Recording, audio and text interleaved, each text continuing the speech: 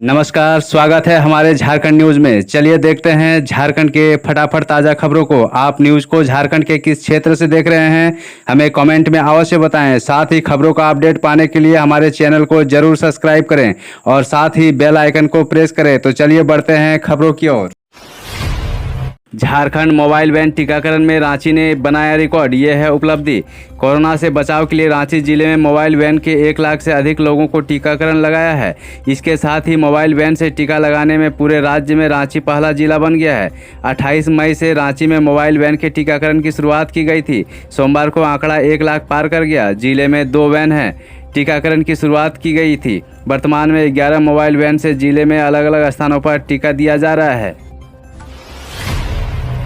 बिजली संकट, ईसीएल मुगमा से भेजा गया कोयला, एनटीपीसी फरक्का ने अनलोड करने से रोका, लगाया गंभीर आरोप, मचा हड़कंप। देश के गंभीर बिजली संकट के बीच कोयले की गुणवत्ता को लेकर एनटीपीसी और ईसीएल के बीच खींचतान शुरू हो गई है। NTPC Farakka thermal power station ने ईसीएल गुम्मा के क्षेत्र में शनिवार को भेजी गई कोयला की रैक को अनलोड करने से रोक दिया। एनटीपीसी का कहना है कि कोयले की गुणवत्ता खराब है। सूत्रों ने बताया कि फरक्का एनटीपीसी ने इसकी शिकायत कोल इंडिया से की है। इसको लेकर ईसीएल के अधिकारियों में हड़कंप है। कोयला अनलोड में देरी से रेलवे ईसीएल में डैमरेज मांग कर सकता है। कोयले की मार, बोकारो के बीटीपीएस में बिजली उत्पादन घटा, टीटीपीएस में भी क्षमता से कम स्टॉक। कोरोना काल के साथ साथ बारिश के कारण कोल इंडिया में कोयला उत्पादन में आई कमी का असर देश की बिजली व्यवस्था पर पड़ने लगा है।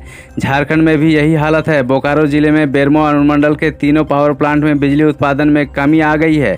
कोयले की आपूर्ति में लगातार कटौती के कारण यह विकट स्थिति पैदा हुई है।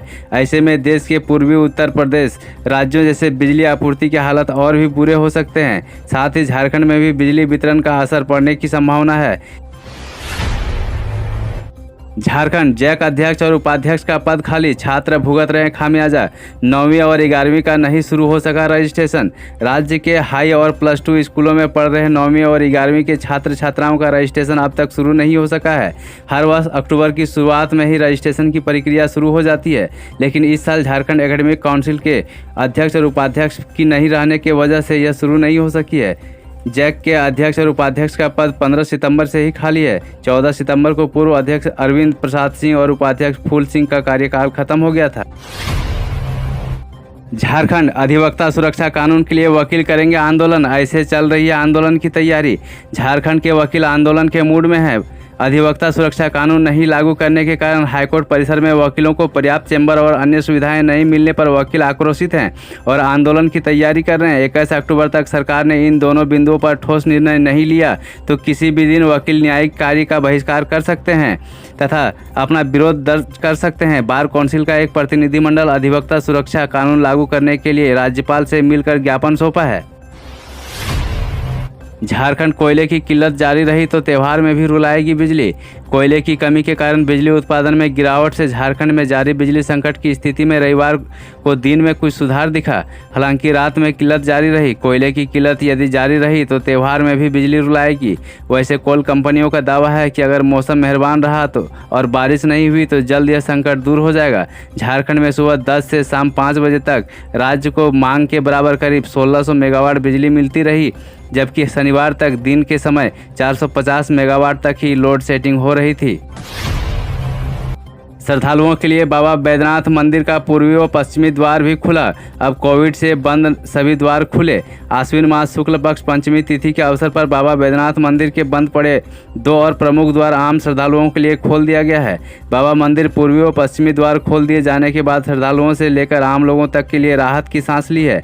अब श्रद्धालुओं को बाबा बैद्यनाथ मंदिर प्रवेश करने के लिए किसी विशेष द्वार तक नहीं पहुँचना होगा। श्रद्धालु 4 में से किसी भी द्वार से बाबा मंदिर प्रवेश करने के लिए निकल सकेंगे। बताते चले कि कोविड-19 को लेकर बाबा मंदिर आम श्रद्धालुओं के लिए बंद कर दिए जाने के बाद सभी द्वार को बंद कर वहां पुलिस अधिकारी व बलों की नियुक्ति भी कर दी गई थी। झारखंड राष्ट्रीय स्तर पर लाने के लिए राज्य के पर्यटन स्थलों का होगा विकास। राज्यपाल केंद्र से भी दिलाएंगे राशि। राज्यपाल रमेश बैस ने कहा है कि राज्य में पर्यटन क्षेत्र का विकास अपेक्षित गति से नहीं हो पाया है, जबकि यहां पर्यटन की अपार संभावनाएं हैं। उन्होंने पर्यटन विभाग के अधिकारियों के साथ राजभवन में सोमवार को बैठक के दौरान कहा कि वह राज्य के प्राकृतिक दृष्टिकोण से समृद्ध पर्यटक स्थलों में आधारभूत संरचनाएं विकसित करने के लिए समर्पित भाव से काम करें। इस काम में राशि की चिंता न करें, जरूरत हुई तो वह केंद्र सरकार से वार्ता कर झारखंड में पर्यटन के विकास के लिए राशि की मांग करेंगे। आरती प्रार्थनाओं में डूबी रांची। शारदीय नवरात्र की सप्तमी को नव पत्रिका प्रवेश के साथ आरती प्रार्थनाओं में राजधानी डूब गई। कोरोना काल में पूजा पंडालों में मां के दिव्य रूप के दर्शन एवं विनती के लिए कम संख्या में श्रद्धालु पहुंचे, लेकिन उनके बीच आस्था को लेकर कहीं से कमी नहीं दिखी। पूजा पंडाल और देवी मंदिरों में संध्या आरती में श्रद्धालुओं ने भागीदारी निभाई। इस मौके पर सभी के कल्याण के लिए प्रार्थना हुई। हालांकि देर शाम के बाद परिवार के सदस्यों के साथ सैकड़ों भक्तों ने मां के दर्शन किए। बच्चों में पूजा को लेकर खास उत्साह दिखा। पंडाल के समीप दौड़ लगाते हुए बच्चे उत्साहित माहौल को दुगना कर रहे थे। टाटानगर में प्रीपेड ऑटो सेवा शुरू करेगा रेलवे। टाटानगर रेलवे स्टेशन पर प्रीपेड ऑटो सर्विस सेंटर शुरू होगी। इससे स्टेशन पर बाहर से आने वाले यात्रियों को अब अपने घर या ऑफिस आने की निजी ऑटो की सुविधा मिलेगी। इसके लिए यात्रियों को पहले ही किराया चुकाना होगा। यात्रियों को सुरक्षित उनके घर तक पहुंचने के लिए रेलवे डिवीज़न की ओर से शुरुआत कराई जाएगी। Singhbhum chamber of commerce and industries के अध्यक्ष और चक्रधरपुर रेलवे परामर्श समिति के सदस्य विजय आनंद मोनुका का कहना है कि प्रीपेड ऑटो सर्विस के लिए नए सिरे से पहल की जाएगी।